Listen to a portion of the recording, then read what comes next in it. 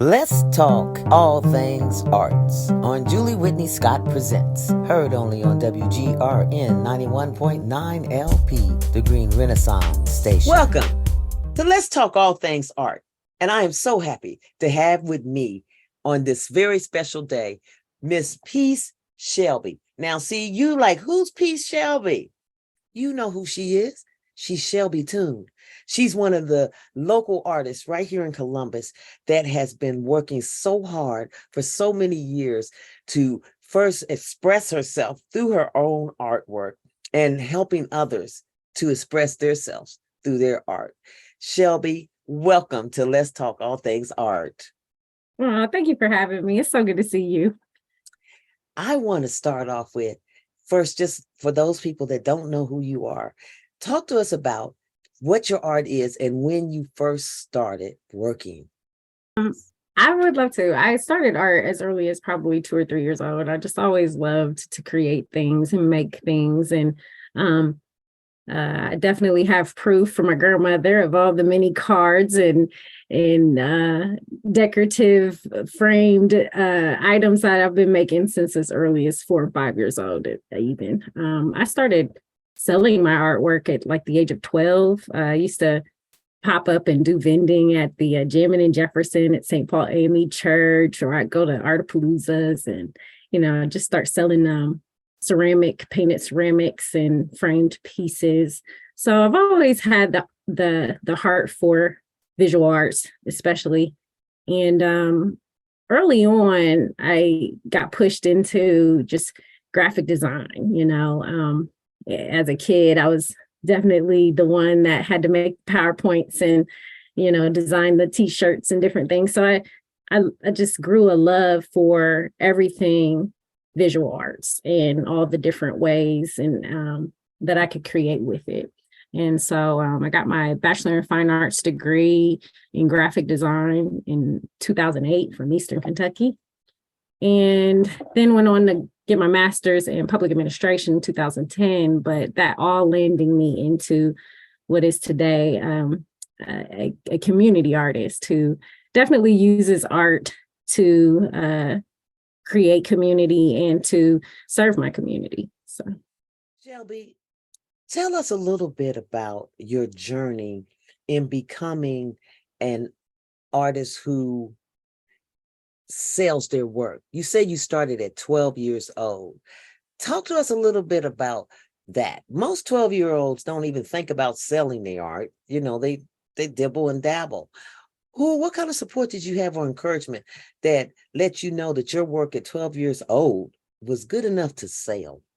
Oh, wow. I definitely have wonderful parents who are artists. They're not visual artists. My mother is a singer, and my dad is a theater actor person. So they come from just artistic backgrounds, and my mother is an amazing visual artist as well. She's a secret artist. She doesn't really necessarily tell everybody, but early on, as early as I can remember, my mother and I have been painting together. Even every piece in our house growing up, if it wasn't a famous Black piece and it was a painted piece, we painted it.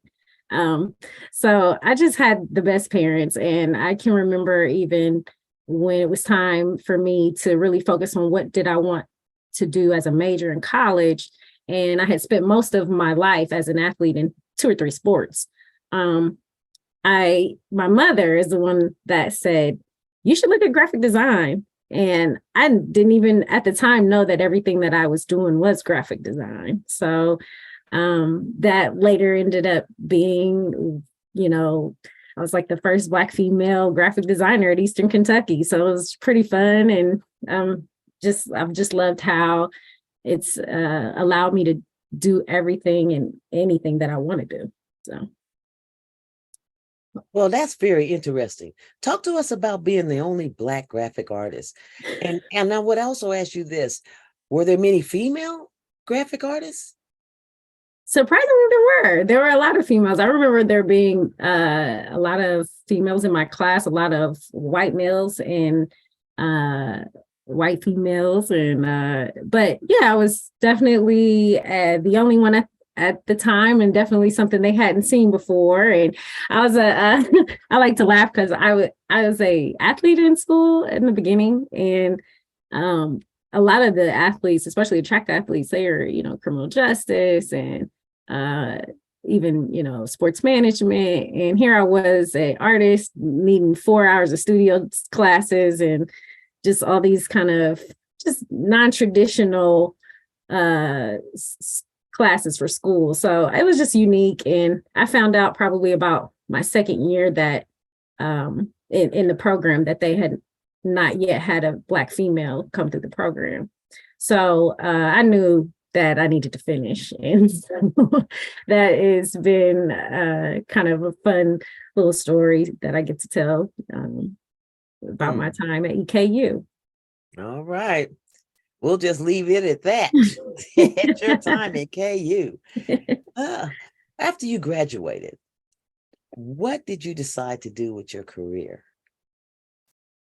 So I graduated with my master's degree in 2010, in May of 2010. And by September of 2010, I had started my own creative services business.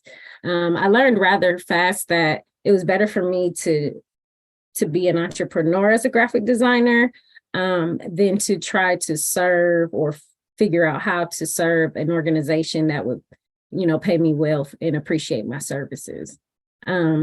I hadn't really had a lot of that necessary experience that people were looking for when they hired those kind of top experienced designers and things like that. So I had a lot to prove and started my own business fairly early, and had a great family that was able to kind of connect me into some projects for the city and different things. So I've always been behind the scenes working the graphic design or the branding or the visual behind different events, festivals, anything. You'd be surprised the different things that I probably created behind the scenes that are kind of actual events that you know about in the city and in and around town. What's been your most rewarding project as an artist?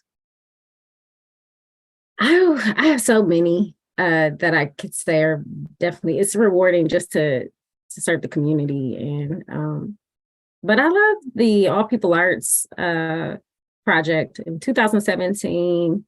A good friend of mine, April Tsunami, and the Tsunami family introduced me to the CD4AP Community Development for All People family. And at the time, they were venturing into how to create a community art space. Because in Columbus, the Short North kind of dominates that art gallery scene. And what we're seeing is that art needs to be accessible to everyone and at every level and to all people. And so I ventured into being the founding director of All People Arts, which is a Southside art gallery. And it's most rewarding to me because we have a staff, we are flourishing as a community gallery, and artists are getting some of their first shots in this space and able to really build their portfolio and their career because this space is there. And I'm super proud of that. I remember the days when it felt like I'd never get there. So for it to be open and to be thriving, and for people to have this access now and to the arts, especially in a community that needs its options. It's definitely going through so many different changes. I'm most proud, I think, of All People Arts at this point, just because it was such a grassroots venture, and we had started from nothing to something on that one, and we have a lot to be proud of. So. Yeah, it sounds like you really do. And I know it's a benefit to the South Side and Columbus in general to have more than one area to go to for arts and to make it accessible for people where they live in their own community. Yeah, that sounds really good. It's important. It's very important piece. Shelbi, tell me, if you had to do one thing over as an artist, what would it be? I would document better. I would document better. I would definitely say that from the day I declared to be an artist, I probably should have started documenting then. You don't know what you're evolving into, and when I think about the past and I think about how I got here, um, I just wish I would have done better about documenting it all and keeping a record of all the things that I've been able to do with this gift. And so I would say, yeah, that would probably be the first thing that comes to mind and I don't like to regret anything, but it's something that I've definitely turned up in the last several years. I document everything now, but it's something I wish I would have started earlier for sure. I kind of agree with what you're saying, because I was thinking about that myself, Peace, how sometimes some people will remind me of something I did and I'll oh, did I do that?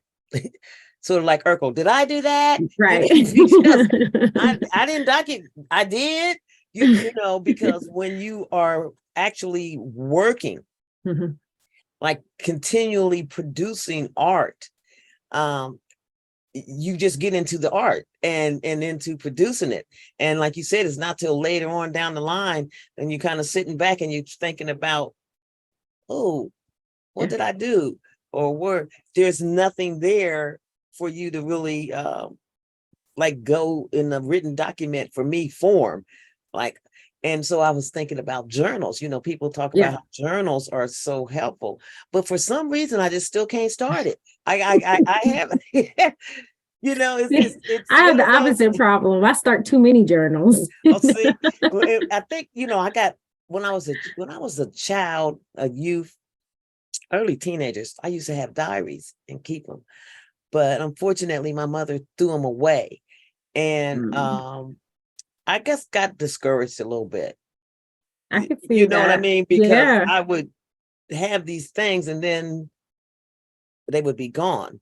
And I just got out of the habit of writing down my thoughts and Right. just started writing characters, stories, plays, poems, Right. and went that way.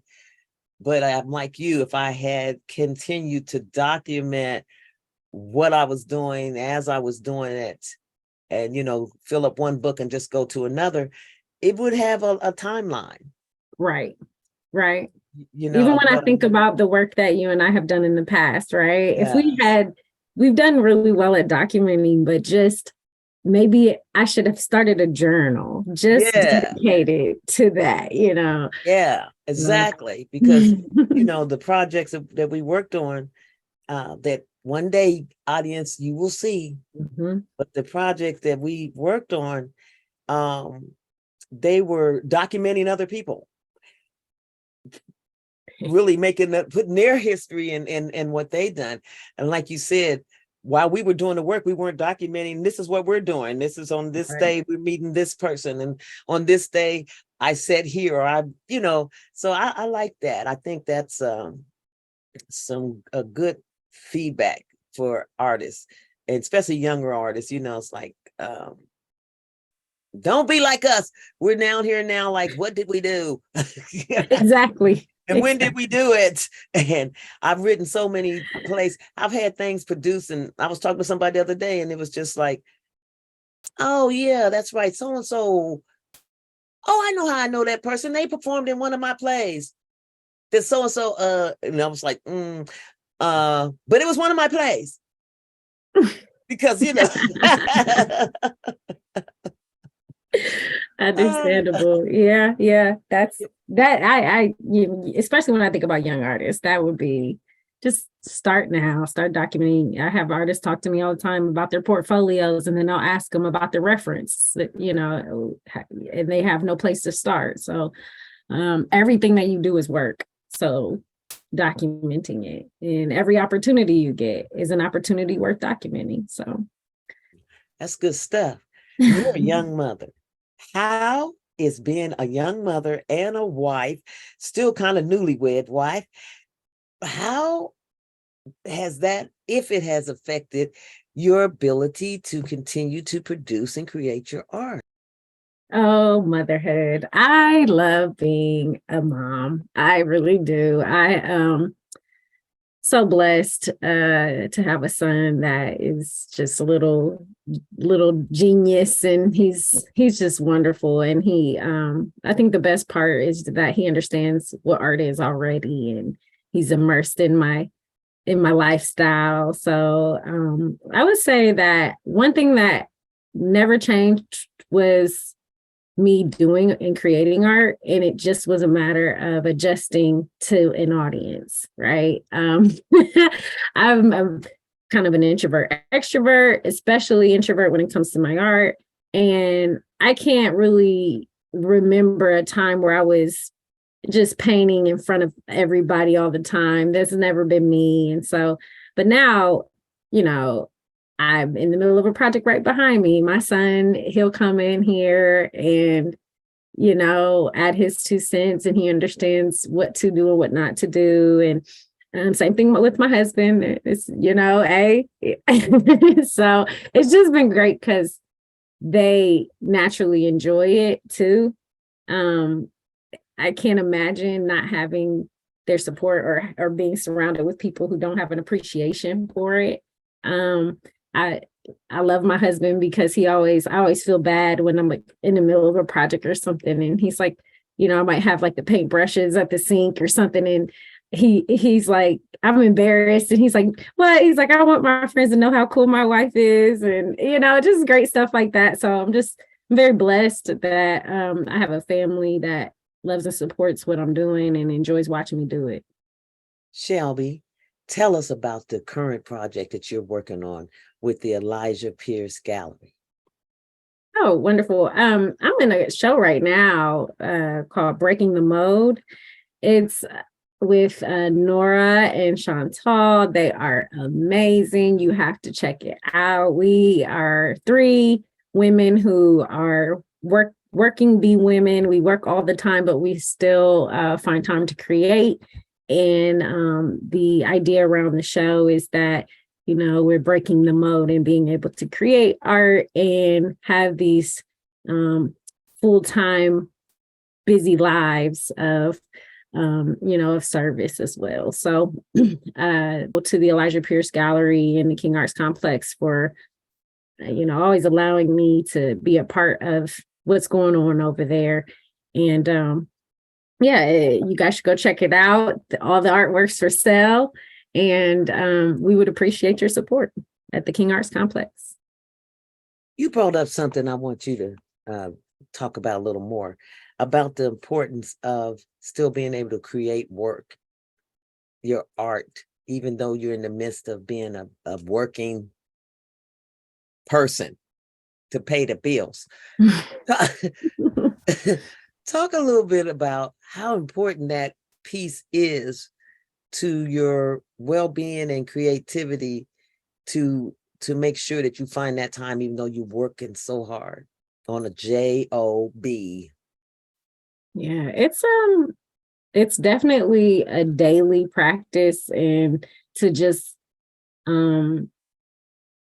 have good self-talks with yourself, make sure that you're not too hard on yourself. I had a tendency to be a little hard on myself because, of course, when I started my business in 2010, that made me a full-time entrepreneur and artist. So I was able to create my schedules and really have a lifestyle that centered around how I wanted my time to go. And so there was always time for creating art. Right now, I am the project manager for the Poindexter Village Museum and Cultural Center. And what that is a huge project that requires a 8 to 5 and a control of my schedule. And so what that's done is really forced me into that balance of knowing when to turn off certain buttons and when to turn on certain buttons and make time for what is important. And it's been a practice for me that I'm still practicing. And but what will always remain important to me is art and creating art. shout out to Richard Dwight Brown, who I'll never forget a conversation when I was kind of telling him that I wasn't creating as much as I used to and as much as I wanted to. And he told me to be patient with myself, which I felt somebody said, like him saying that, it was like a compliment because, we set the bar really high for ourselves as artists. And when I think about the momentum I was creating as an artist and creating and showing and having work and collection and now shifting over my mind over into different things. I needed to be patient with myself as far as allowing myself that time to transition a new lifestyle. And so I am still doing art.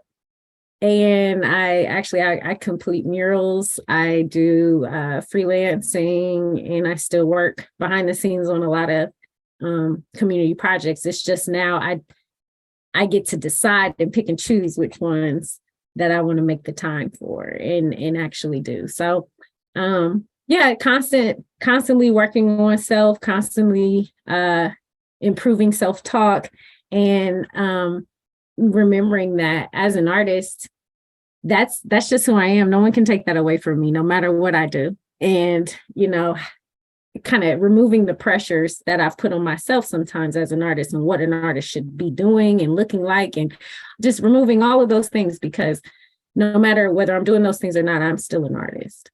So that's some really good feedback you were giving.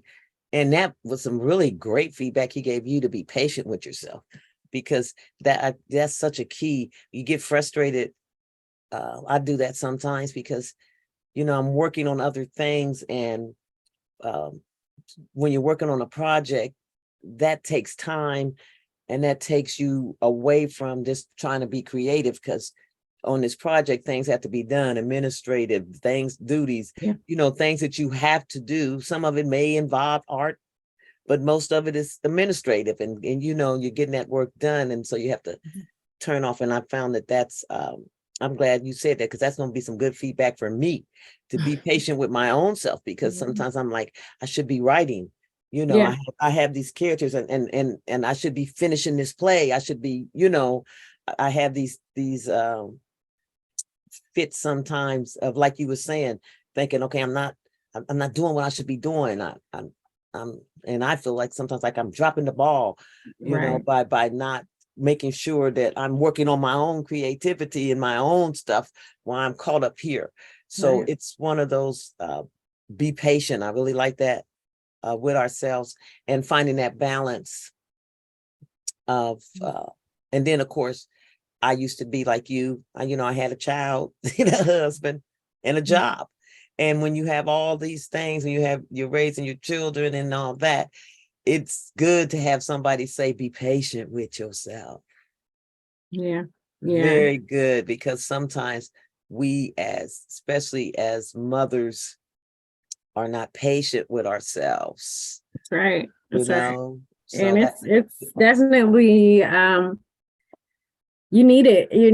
That's never not gonna be relevant or important, right? So I also, another thing too that's been sitting with me is understanding divine timing. Everything happens for a reason, and we're all walking out on a journey and on this process. And I think sometimes just our human nature is to put these kind of expectations on how things should be going and what things should be looking like and what we should be doing.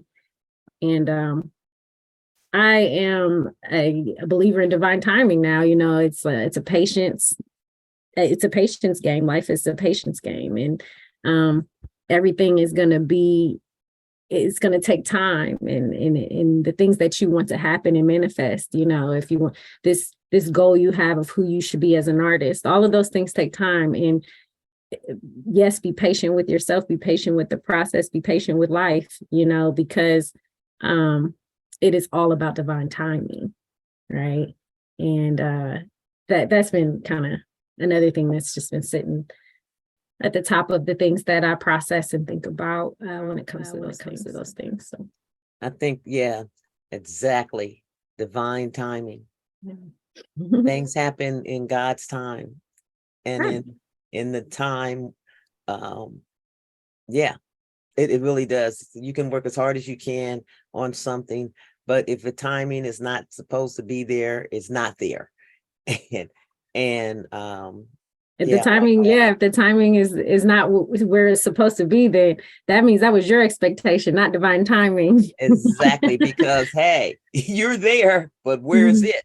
Mm-hmm. So I think that's really good. And I think to even add to that is that we as artists sometimes have to realize that, for example, sometimes rejections are on time. We as artists sometimes have to understand, especially new artists. I think as we get older and stuff, we understand that that's part of the process. You're not going Oh to be yeah. accepted for everything, but when you're new and you're first sending out stuff, and your first time you submit a play or a story, the first time you stand up in front of a crowd, the first time you exhibit, have an art exhibit, or anything that has to do with you putting yourself out there, taking a chance and putting yourself out there, there's always that risk of rejection. And rejection, not what people take, I think as young people would take rejection means I'm not good enough, I wasn't good enough, that's bad, or that's not good work, when actually that's not the case. It's also into that divineness. It wasn't, if it's not your time, it's not. It may just be that what you are doing was not for that particular thing. Mm-hmm. But you send it over here and they're all over it. That's exactly what we're looking for. But when when we start off, we hear no, and that's all we hear. And sometimes that stifles artists and keep them from wanting to take a risk. Right.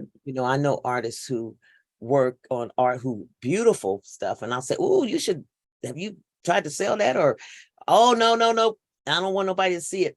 And I don't share my work, and I keep it to myself.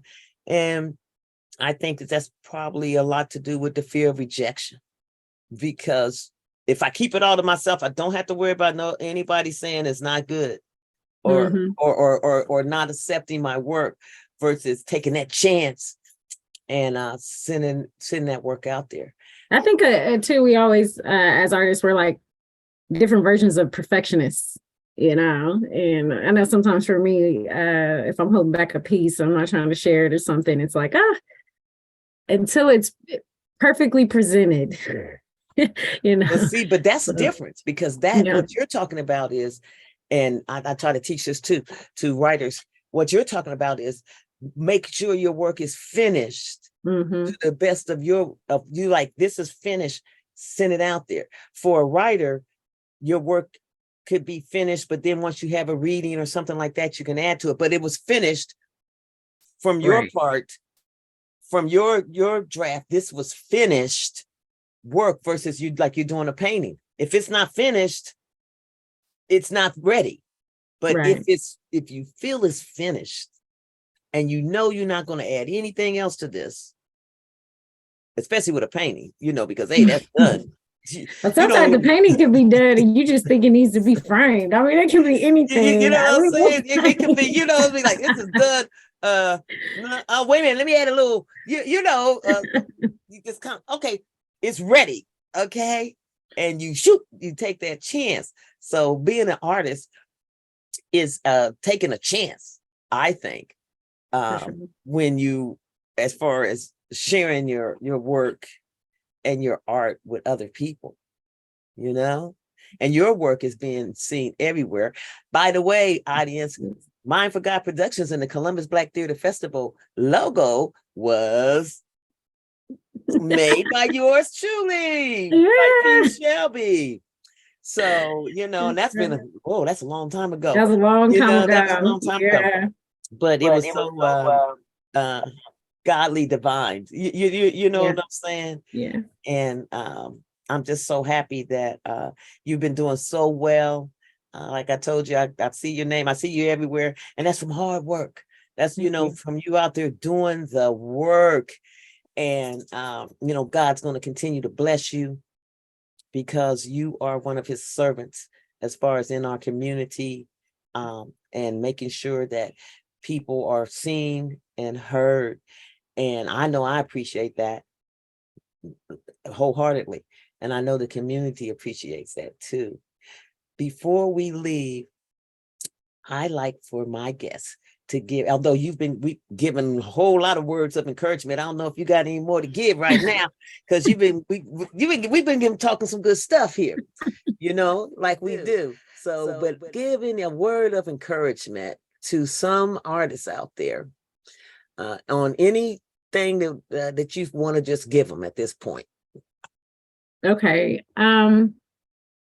Definitely keep your head up. That's like the classic, right? But the one thing that's been sticking with me is a quote that Kojo Kamu says and used to say, which is, what we do today is tomorrow's history. That sticks with me because I believe in purpose work.